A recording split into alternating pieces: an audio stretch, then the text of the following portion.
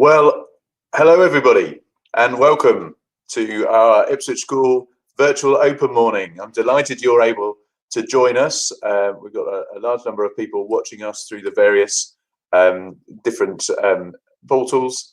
I should introduce myself. I am Nicholas Weaver. I'm very proud to be the headmaster of Ipswich School, and I hope you'll see why today I'm very excited by the start of any school year and welcoming the school back from the summer holiday. I'm just conscious that I've got a banner across the top of my head, so I'm just going to make an adjustment to my webcam, which has just moved there. That's better, I hope. So this year, more than most, it's been a year where I've been hugely proud to be doing my job as headmaster of Ipswich School. It's been an extraordinary year for all of us, but it's been amazing to see how the whole community, our staff, teaching and support staff, our pupils have really embraced the challenges that have been here for us in this coronavirus year of lockdowns and remote learning and differences to how we're doing exams and so on and so forth. It's been really impressive, I think, just to see that our community pull together. And I hope to be able to share a little bit of that with you this morning, but also to share with you how we do things when we're not in the middle of a global pandemic, because we all hope that in your own children's school lives going forward, we will get back to normality. So we'll hope to share a flavour of that too. It's really important that you have a chance to look at our website, our videos, virtual reality and those sorts of things. We'll say a little bit more about that later. But this morning, there are some other important people that I want you to meet. And the first of those are our heads of sections. So these are my senior management team members of staff who look after our different sections. So we start in the lower school, which is years 7 and 8. So anyone looking to join us there. And here is Ms. Anna Caston, who is head of lower school. Morning, Anna. Good morning, everybody. Morning, lovely to meet you. Yeah, good. And then we move to what we call the middle school, years 9, 10 and 11 up to GCSE. And here's Mr. Andrew Bradshaw. Andrew, I think on mute, I think, Andrew, we just got there. We are, yeah. Good morning, everyone, and welcome. Yeah, good. And so Andrew looks after those 3-year groups. And then we have the sixth form, years 12 and 13. And here is Mr. Ben Cliff. Good morning, everybody. Welcome to the virtually to the sixth form centre. I'm Ben Cliff, head of sixth form. Yeah, brilliant. And there's one other person who I will introduce, and that is our admissions manager, Mrs. Laura Trainer. And she's the most important one. Her and the team in admissions, that's Philippa and Hugh as well, do an amazing job at looking after all of our applicants and looking after them all the way through to that important day when people start for the first time. Morning, Laura. Morning. So, but the most important people, as well as our staff who'll be here this morning to answer your questions, of course, are our pupils. And if we were meeting for a normal open day, we'd be really proud to introduce you to them and for them to be showing you around and answering your questions directly. But obviously this format doesn't lend itself to that in the same way. So what we've done is record a great number of videos, and they're linked by subject and other areas of the school. And if you go onto our website and you click on the link, I think it's under senior school, there's a drop down and you will see virtual tour. You will see that there is a selection of videos there which you can look at by subject, and you will hear in their own words how the pupils describe their experience of Ipswich School. So this is also an opportunity for us to answer your questions, and we have got, I think, just above me here, a number where you can text questions in, and there's also the email address. I think if I can get my finger in the right place, admissions@Ipswich School, and I think also depending on what platform you're watching on, you could put questions in comments, and we'll do our real best this morning to answer all the questions that you put in today, and some which have been submitted in advance. And it's really important to us that you understand every answer to every question that you have. And if we don't succeed in answering them all today, or more questions occur to you after the webinar, then please do come back to us. That email address, admissions@ipswich.school. We're only too pleased to help you out with all of the answers to your questions. So you, of course, are important people in this whole thing. You may be here because you're looking at us for your children, or because you are a prospective pupil yourself.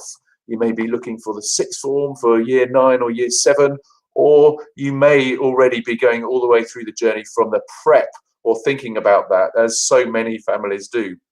Whichever stage you're looking to join, or in between those times, you are very welcome, and we hope that this welcome is just a part of the overall welcome and our induction, which will help you to be part of this great school in no time. We're really proud of the ease that people have in joining the school. And the virtual open day, we like to say, is just the beginning of your own extraordinary future. And of course, we'd love you to come round in person for a visit. And on our website, very shortly, there will be an amazing 3D virtual doll's house tour. So I think this afternoon you'll be able to then come back and have a look and go around in virtual reality. So that'll be up on the website this afternoon. In fact, I'm just getting a message that actually I think it's already there.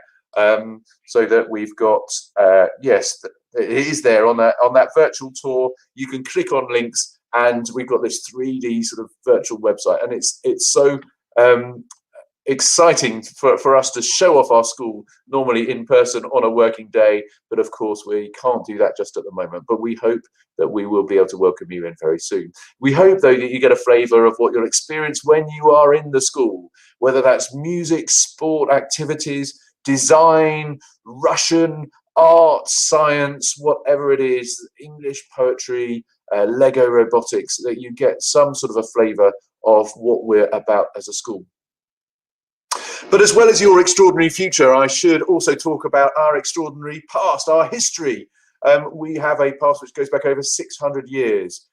We're very proud of that. We started life in a church in Ipswich as a school. We can trace ourselves back probably to the 1200s. We are the only school mentioned in the works of William Shakespeare, and that was because of our links with Cardinal Wolsey, himself a former pupil. The school got a royal charter over 450 years ago, and we've been on this site here on the Henley Road since 1852. The first girls arrived over 40 years ago, and we've been fully co-ed for over 20 years. And you know, we keep improving and developing our offering.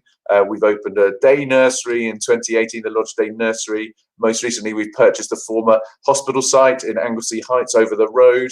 We've got a new boarding facility there, expanded our nursery, and the rest of that site, we're taking time to plan carefully a development which we think will take place over the next 15 years, but it's already up and running and in use and adding to our offering. What I want to focus on this morning is what is at the heart of Ipswich School. And that is our core values. And it's really important that we live these core values. And it's something that we spent a long time, a few years ago, just trying to distill with audiences of parents, of pupils, of staff, what is at the heart. And we came up with 4 core values, and we do live them. And so the first 3 are these: care, passion, and potential. So care is the most important one at the beginning, our focus on the individual.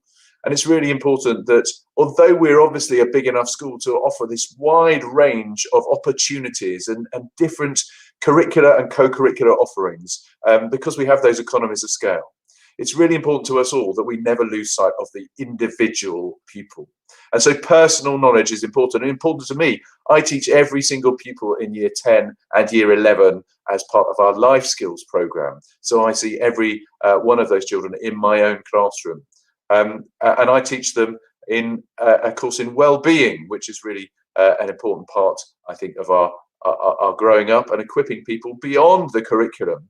It's important for me to know all the pupils, and it's something I spend a lot of time on. Several mornings a week I'm on the cross trainer, and as I'm on the cross trainer I'm going through photos and learning names, because it's been reflected back to me by the pupils that they really enjoy the fact if I bump into them in their lunch queue and I'm able to say, Lucy, how's your morning? Or Kyle, what lesson have you just had? Or whatever it is, that they feel known by me. And our personal knowledge then, that's replicated throughout all of our staff. So care is our first core value. Passion is our next one. Staff here are so wonderful. I'm really proud, as I said earlier, of the way they have stepped up, first in lockdown, then back in school, then lockdown again, back in school. We often say to each other, look, we didn't get into these jobs that we have as teachers because we wanted to get people A stars or grade 9s. Yeah, I got into teaching because I loved my subject, physics. And I was able to share my love of physics with my pupils. And of course, lots of people, if we do that and we share our passion, lots of people will get A stars and grade 9s or all the way through. And that happens in all the subjects. But we teach first for education's sake, and then exam results will follow. And it's great to see that a passion first is still pervading all that we do. As I said, we do get a good number of exam results, and perhaps I'll just revisit that a little bit later. We're very proud of the results that we get, but that's just one measure of how we do communicating our passion and sharing that and lighting those fires with our pupils. Because we combine our passion with our third core value, which is potential. We believe in potential. We're a growth mindset school. And research shows that not everyone believes in the growth mindset. Some people believe that how well they do in anything is just down to some accident of birth, their attributes. Now, we all know that some people get perhaps a bit of a head start, but we also know there's clear research that everybody has untapped potential. And our promise to you is that the provision we have will be enough, and it won't limit anybody's development. Nobody should be limited by what we provide at Ipswich School. The only limit is the individual's potential. So you can go as far as you want here, whatever it is you're doing, whether it's your academic studies or whether it is your co-curricular. And we want to release that. You know, and that goes all the way through things we do. We don't call our homework. We call it PSC, and that's part of that conversation we have with pupils. PSC stands for preparation, stretch, consolidation. We never want someone to do a task just because it's time to do it on the timetable. We always want them to know, why am I doing this? Am I preparing ahead so that I'm going to be able to access next lessons better? Am I stretching myself, just trying to stretch those, as it were, mental elastic bands, just to give me a little bit more flexibility there? Or am I just practicing and consolidating what I have learned so that I am developing and grooving those skills? And we talk about potential all the time. When we feed back, as we do every half term, with attainment and learning grades, then we might have two people who have exactly the same attainment grades. And one person's conversation is how brilliant those grades are because you're really operating at the upper ends of your potential. Someone else who perhaps has shown us earlier that they have more potential, we might be saying, these are a bit more modest for you. They could be the same between the two people, but we have a really nuanced and focused and personal conversation about what this means for you compared to your own potential. So potential informs absolutely everything that we do. And we want everybody to know that they can be safe here and brave. Safe and brave is a phrase that we use in our aims. We want people to feel safe, but brave to stretch themselves, to step out and to learn and achieve amazing new things. So we have care, passion, potential, and to these we add our final core value, our fourth core value, which is communication. And I often talk about the triangle, and the triangle is parents, pupil, and school. And we think that's a really important communications triangle. If we can communicate really well around the triangle, then we can all be aligned and great things can be achieved in education. And we want to say that we are providing an education which is second to none, and we need to communicate well in order to make sure that we deliver on that. Because we're a busy school, as I've alluded to earlier, then we have lots of things on. We have busy diaries. We do have things which are provisions which clash with each other. What we do say is our communication efforts are brilliant at resolving those clashes when they come up in a busy school, and we never should put people in a position where they feel that they are torn. We always resolve those things, and our communication, as reflected back to us by parents, is really good at those matters. So, as I said, it's important to know that this adds up to provide an education which is second to none. And that's our promise to you, that you cannot get a better education anywhere. It does come at a cost, but it's not millions. And there is support available for families in need. We have a bursary fund to support people who might not otherwise be able to afford to come to Ipswich School. And there's lots been written in the news in recent years about independent schools, but I defend really strongly the right of every parent to choose how they spend their money on the welfare, happiness and success of their children. And I'm really proud of the support that we give to families to help them as well. And we provide that education then across the piece, judged as excellent whenever we've had an external inspection team who've come in. They've given us excellent, the top grade in every category. And it's been lovely to see that, and always great to show off our school. I feel very proud to do so, as I hope you can see. But I just wanted to share with you something that came up in a recent inspection. We were inspected just for compliance, so it's just, are we fulfilling the regulations? So in some senses that can be quite a dry process, and we were very pleased that we were compliant in all aspects. But the lead inspector did say, I just wanted to share something, because as part of the protocols, they have to interview children. And he said, I often just finish off my interviews saying, why would you recommend Ipswich School to a friend who was moving into the area? And he said, it's really unusual to get a different answer from each pupil, but these are the answers I got from the 4 pupils who I was speaking to. The first one just said, it's just the teaching. It's just amazing compared to where I was before. The second one said, the support you get if you have a problem.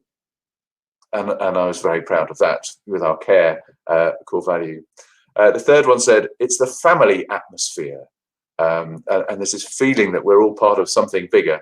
And that was what the fourth one said. It's the sense of belonging to something really special. And I was delighted that in that compliance inspection that I still got that feedback there of the things that we value, and how that is absolutely written through the experience of all of our children. So as I said, we have a breadth of opportunities. We call what some people call it extracurricular, we call the co-curricular. We think that sport, music, those sorts of things, as well as academics, is really important for people to find things outside the classroom which give them a proper education. Because if we get the education right, then everything else follows from that, flourishing in future life. The exam results, as I've said, you can look up the exam results on our website. I think we've got a slide, possibly we've got a slide of our recent GCSE results, if that's possible. There we go. So that was our GCSE results last summer. And then I just move us on to our A-level results, of course. So we're really proud that we got some excellent results. Of course, last summer was a different experience, in the sense that there weren't exams, but our exams were graded with a view to our historic performance. And so we had great reassurance in this time of teacher assessed grades, centre assessed grades, that when we are being reviewed with those results that come out for our children in last year's cohort, the cohort of 2020, and this year's cohort coming up, that when they're reviewed in the light of our previous performance, those last 3 years when we have been, I think, the only school in Suffolk in the top 200 schools in the Sunday Times Parent Power League tables, we've got a real strong track record which sets our results in context. And so we have great confidence in the results in an unusual year when we're going to have grades not awarded on the basis of exams. But it's not just the results, it's where they get you. Those exam results are a passport to success. It's great hearing from and our leavers as they go off to university, how well they feel that they are prepared.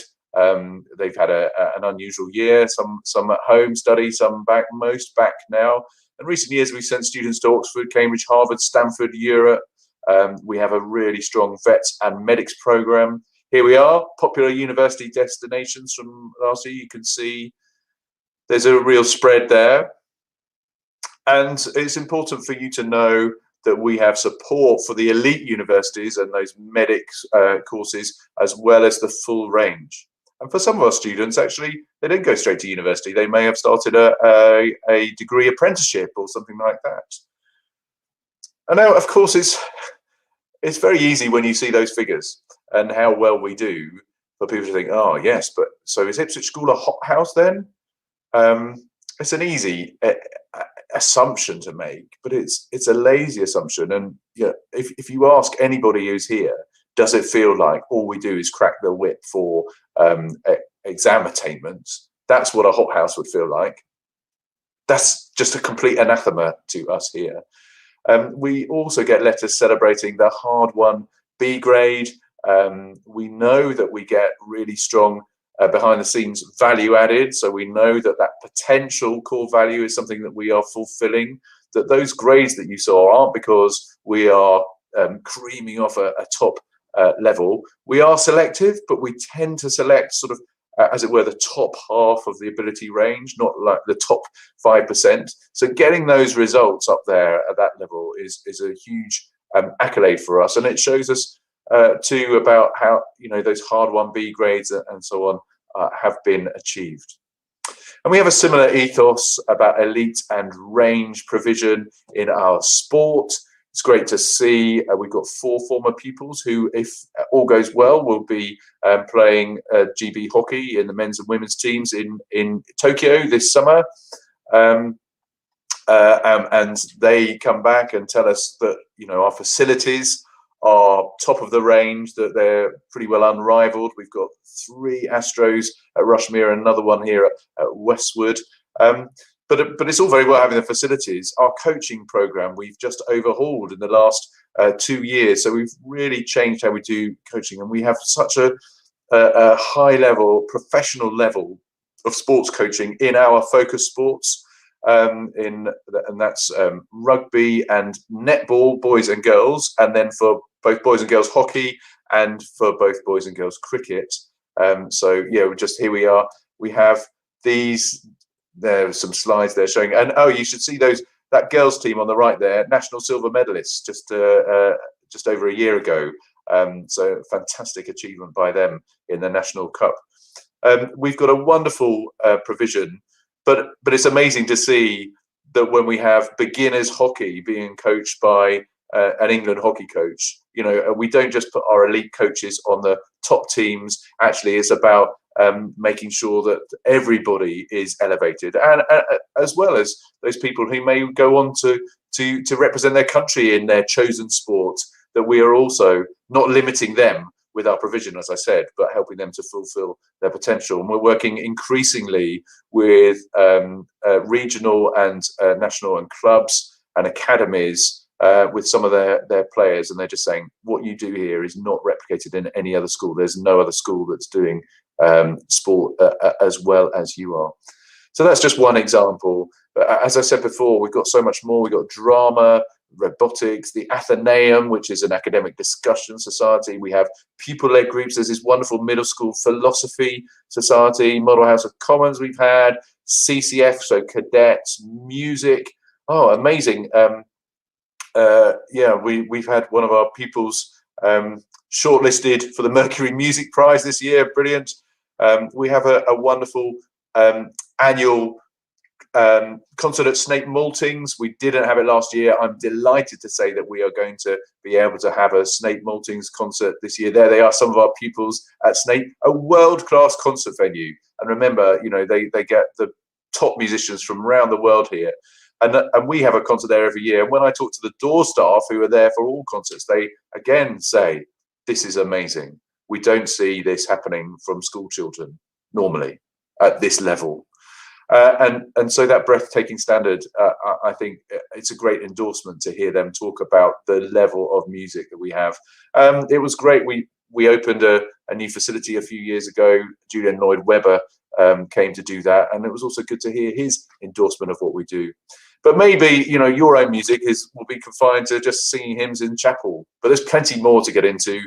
For instance, in normal times, the entire year 8 go off to spend a week in Cumbria, Life Skills Week. We have that. We have a wonderful mix of team building, getting wet, education, history, geography, all those sorts of things there. It's so successful that we introduced a similar week for our Year 12, and we're hoping that will go ahead this term. Year 12 go away for a Life Skills Week North Devon, interviews, presentation, cooking, as you will in a student flat, travel, digital lifestyle, health, first aid. But first aid, you know, for situations you might find at university, self-defense and looking after yourself, and of course that really important life skill of surfing, which everyone has a go at. We've kept our co-curriculum going as far as we have been able to this year. We've kept it socially distanced. We've just started our rehearsals according to restrictions in open air and the marquee for our larger ensembles, getting them together, preparing for that Snape. We've got Duke of Edinburgh expeditions. We've had record numbers going through that, and we've kept that going. It's been poignant actually just to reflect on the life of the Duke of Edinburgh and that wonderful award scheme he gave his name to, and the fact that we have had probably nearly 1,000 of our pupils in recent times, in my time at the school, have benefited from that award scheme. And we are, I think, the biggest centre in the region, and they keep writing to me and saying, well done on your improvement and your continued growth and success. We feel it's really important to have those things that happen outside the classroom. And that's what we want. We want everybody to feel that there's a wealth of offering here, and that they can try various things, explore and find their passion. And then when they find their passion, when you find your passion, that you will be able to take it as far as you are able to with your own potential. So your next step would be to have a look round our website and videos today. We hope then when we're able, perhaps next year, if that's appropriate, if you're looking ahead for 2022, you'll be able to come and visit us in person. We hope you will come to Ipswich School eventually, though, because you value education, and that's really important.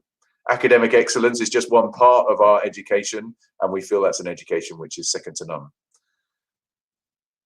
Finally, just before I close and we go to the questions, I just want to say the wonderful thing about being head is to try and shape the school that you had wished you had been to yourself. And that's what gets me out of bed in the mornings. I love this school. I love talking about what we do here. That's my passion, to care for and nurture the potential in all of our young people. And it's such a privilege. I hope you feel it's what you want for your own sons and daughters, and I hope it's something that you want for yourselves if you are a prospective pupil. And I hope to see you soon. So thank you very much for listening to me. As you probably gathered, I could go on and on, but it's time to pause now and look for the questions that we have here. So there's some question about the fees, about having multiple children at the school.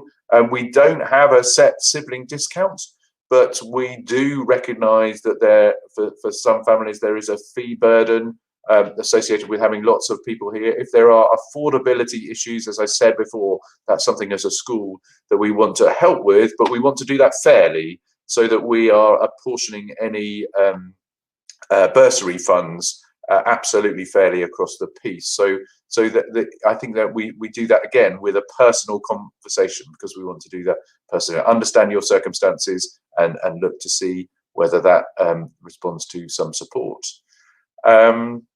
We've got another question here about dyslexia support and the people who will support you. And perhaps I can hand that to Ms. Caston, and you can talk about the people around, the team around the child who might be able to support you. So I think there's a slide, and I'll hand over to you, Anna.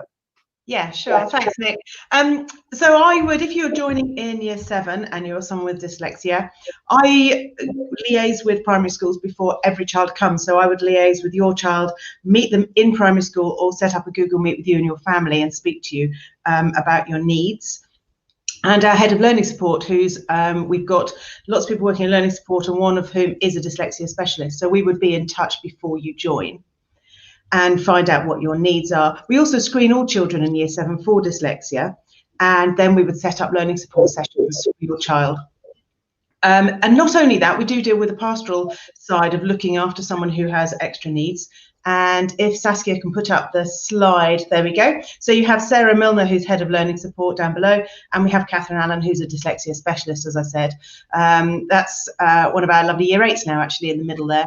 And you can see all the people around Erin there who would be looking after her. So she would have a tutor to deal with any needs ahead of year. There's Holly, our amazing chaplain, and we have a nurse at school, Rebecca there, who's our matron. And there's a whole, just so many people looking after your child and looking after their every need. So yes, we would absolutely look after your child with dyslexia. Brilliant. So thank you very much. I've got another question here, which I'm just going to take, which asks about the diversity in the student population. So we do look at the diversity profile of that, and people answer their questionnaire. Of those who answer the questionnaire, we think there's between 1 in 6, 1 in 7 people identify themselves as being from a non-white background here, just in terms of racial diversity. In terms of our gender divide, we're about 60-40 boys to girls. Although I have sons and daughters at the school, and it feels for them entirely co-ed. Of course, inclusivity and diversity have been really important things for us to think about as a school. This year, they have come up into the national media through Black Lives Matter, and then the further debates there have been about cultures in school and so on. So this is something that we have been talking about because we are a listening school. So the first thing is the pupil voice is really important here. So I think we had these conversations on our agenda before they were news media items. We are also a school that believes in our education. So as part of our life skills program, we do have training on issues of inclusivity, diversity, consent, I think, which is someone was asking a question about in the chat. And that is part of our life skills program where we talk about such things. We are continually reviewing that program, as we are with all of our programs. We're looking to improve.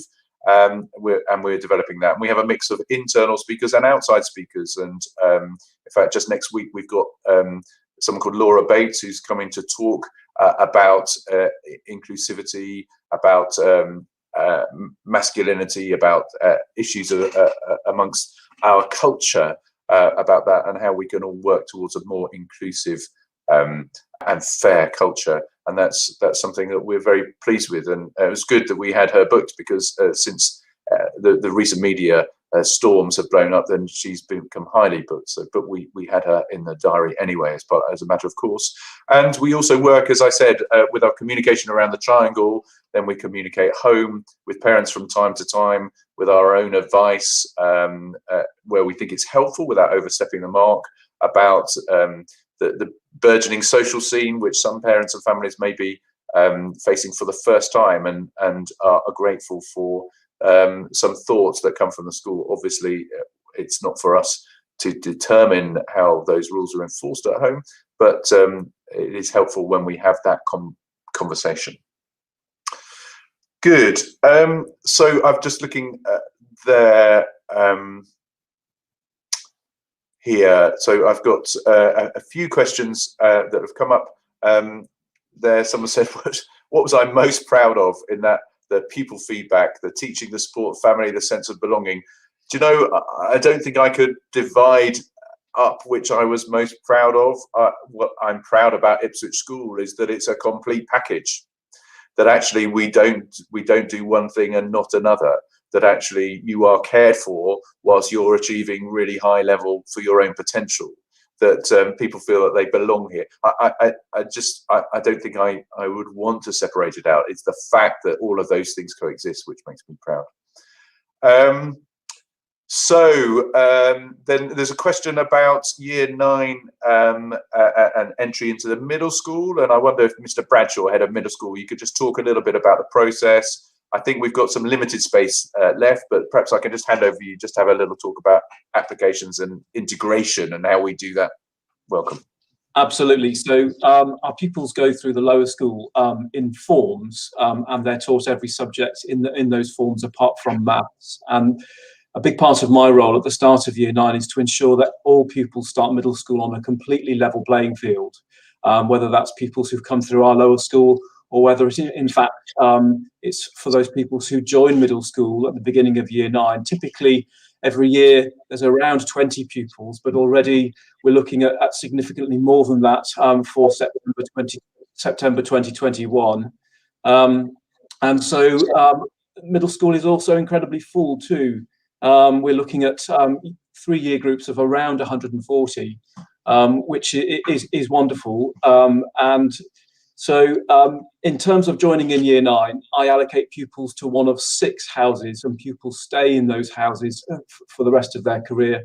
At Ipswich School, they have their heads of house who, in the 6th form, once they're with Mr. Cliff, their heads of house are responsible for writing UCAS references, and it's such a strength that that member of staff has known that pupil for around 4 to 5 years already. So that sort of depth of relationship there is really important there. And in terms of pupils starting in year 9, there are 2 significant curriculum blocks. One of them I populate, which is to do with language choices, and English, history, geography, and PRE, religious studies, follow those that allocation there. And the other curriculum block is to do with maths and sciences, and the other subjects follow that. So in a nutshell, that is the year 9 experience, both academic and pastoral. But as I say, we're looking at year groups of around 140, with approaching 30 joining from outside for September. Brilliant, thank you very much. And then we've had some questions here. So Mr. Cliff, I'd like you to just to speak to these in a moment, because there are questions about there's the really important issues we have about balancing mental health with academic demands. And I think that this is something which obviously in this year of uncertainty for our year 13s in particular, it's something that we are keeping a strong eye on, but it's something that we visit all the time, isn't it, through the 6th form. And if you just gave an account of that, well, obviously that is replicated and reflected in all that we do down the school. But Mr. Cliff, perhaps you could just share your thoughts on that important part of what we do. Thank you, Nick. Yes, absolutely. I think most people will understand when I answer the question about balance between mental well-being and academic progress by saying, in fact, I hope we don't strike a 50-50 equal balance, that in fact we put far more weight and priority on well-being, mental well-being, physical well-being, and just general well-being of the person. Because we know that without that being the best that it can be, the academic progress will matter fairly little. And that's why care is our first core value of those 4 words that Nick explained in such detail. So the mental well-being is really at the forefront of what we do as a pastoral system in all sections of the school. And it starts with Anna's sort of wrapping around the child's slide and the number of people with a direct interest in the welfare of each and every child. So a very clear sort of triage of tutor, head of house, head of section, working alongside the chaplaincy with Rev, and the medical side with a qualified child registered nurse and with Rebecca. And then, of course, the more senior safeguarding lead, and the overview that Audrey Cura has as senior deputy head pastoral. So it really is at the forefront. Listening, I think, in terms of well-being, is the most powerful skill that we are trained in and we practice on a daily basis. And that starts with the tutor. Most tutors will see their tutees twice daily in many cases, but at least once daily in the morning. And just listening and knowing them so well will help us to pick up on those important teenage and adolescent years warning signs. And we are very quick to be proactive, communicating home and talking to the child about what they feel is the most appropriate response to whatever challenge they might have. At a more group level, the student voice is massively important. We have a lower school council, we have a middle school forum and a sixth form committee. They are very lively. They meet every half term, properly gendered and minuted meetings. And there are countless examples of school practice and almost policy that are the direct result of the student voice. But well-being, I think the question really was asked with COVID in mind and lockdown and remote learning. And I really do hope we've been on the front foot with welfare there. We've tried to maintain the best example of normality that we can, despite spatial separation. So all of the chapel services, all of the assemblies, the sixth form committee, middle school forum, lower school council, they've all happened anyway. And the technology has been fantastic. It's the glue that's kept the community together, despite being dispersed over the region of South Suffolk, North Essex. And that's been fantastic. And it has meant that we have stayed afloat and been able to return to school and hit the ground running. And it's also meant that the academic progress has not been affected nearly as much as it could have been by being away from each other in the classroom. And it's a really special achievement that demonstrates the team effort, not just of the teacher and the learner. That's an obvious part of an education, but the IT support team and other contingent groups in what I think is a really special school. So we do hope, and the other part of the question is balancing with academic progress, that the 2020 results speak for themselves. The 2021, we really hope for the year 11s and 13s that they'll be proud of what they've achieved. But we've achieved the academic success because we've focused on the well-being. Yeah, thank you. That's a really comprehensive description there. I'd just like to pick up on the technology. We were very pleased that we had become a Google school about a year before the pandemic hit. So we had embedded in the Google Meeting technology, the Google Classroom, and the Google Documents for collaborative working and so on. And that was already part of what we did. So it was quite a seamless transition because we had become an early adopter of that Google School and Classroom technology.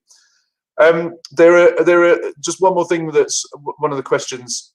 Somebody has put that they're keen to hear how any bullying issues are dealt with, and so that follows on from welfare. And then I think there's a few questions centered around sport and our life skills. So I'm just going to take those, and then we'll finish up by coming in on the admissions processes and just a little bit more detail about those. For which I might just ask my heads of section to speak about their own individual sections, just about the process for 22 or 21 if there is space and limited in some areas. But bullying, we're really clear. There's only one bullying type that we won't deal with, and that's if we don't know about it. And we've got lots of systems. I'm pretty confident that we learn about most of the bullying, if any, that happens. There's no school where teenagers do not get it wrong with each other from time to time. Sometimes that strays into the territory of what would be called bullying. But any interrelational problems that we have are things that we are interested in, because we expect that care core value to be experienced by everybody for each other. And care means having respectful relationships. And it's really clear in my opening speech in September to the whole school the expectations that I have and that are then fulfilled throughout the organisation of how we should treat one another with respect. And I also make it clear that although we give people some chances to reflect and improve if they've got things wrong, if we see that repeatedly happening, then that person is saying actually to us that they can't live by the values of Ipswich School, and we have to call into question whether or not they should remain as a member of our community. That doesn't happen very often, but we're really clear about the expectations and the consequences when those things go wrong. And so that's something I'm very proud of and pleased with, and I'm happy to defend. So people ask about the life skills curriculum. So lots of schools have PSHE curriculums, and all the things that are mandated in PSHE are what we teach here, but we think life skills is more than that. We think there's been some really good research about well-being. We want our students to have an understanding about the sort of political system, their legal responsibilities, where appropriate financial. As I said, there's some cooking. We're just trying to think about things that will help them to be flourishing and positive contributors in later life. Because we hear from employers and universities that we get lots of people, they get lots of people with the paper qualifications, but just don't function really well as individuals. And we want to make sure that all of our pupils function well as individuals. And so from that from my own perspective, so in year 10, I teach a course on the science of well-being and some of the research which has come out about the simple things that we can do to improve our well-being. In year 11, I teach about the brain's response to stress and what we can do about stress and helping to manage that. So I think that gives a flavour there. Then there are some questions about sport, which I'm just going to take now. So somebody's asked, do we do one-to-one coaching in swimming? We do have a swimming pool. It's probably the oldest covered swimming pool in the country, I think. But it's a small one, and swimming is not one of our focus sports. So we have some excellent swimmers here, but they tend to get their main coaching and training happens outside the school. We're very supportive.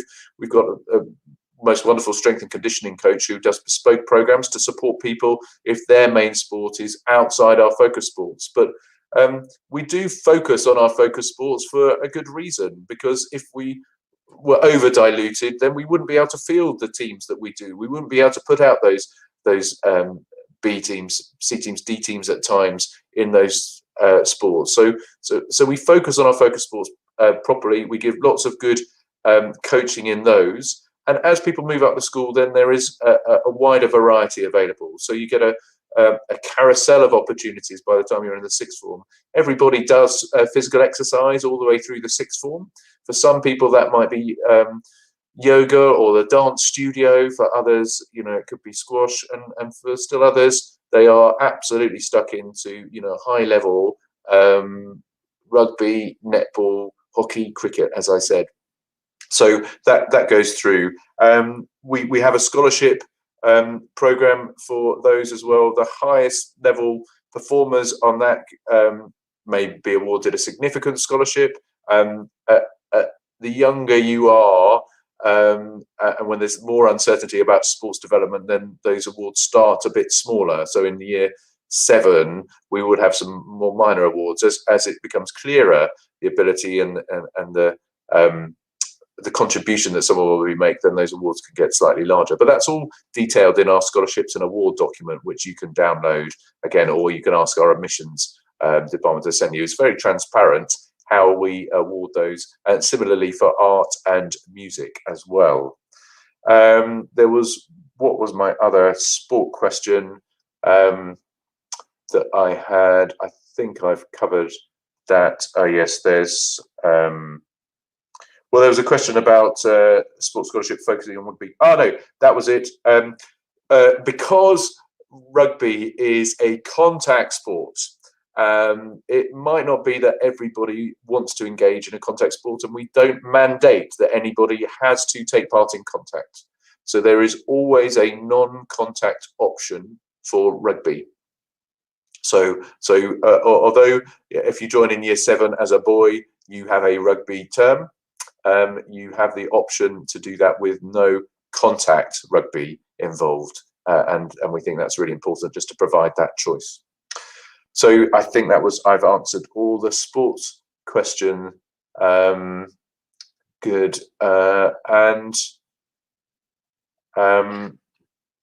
We have a very short time left, so I'm just going to quickly hand over to just talk about entry into year 7. Ms. Caston, Anna.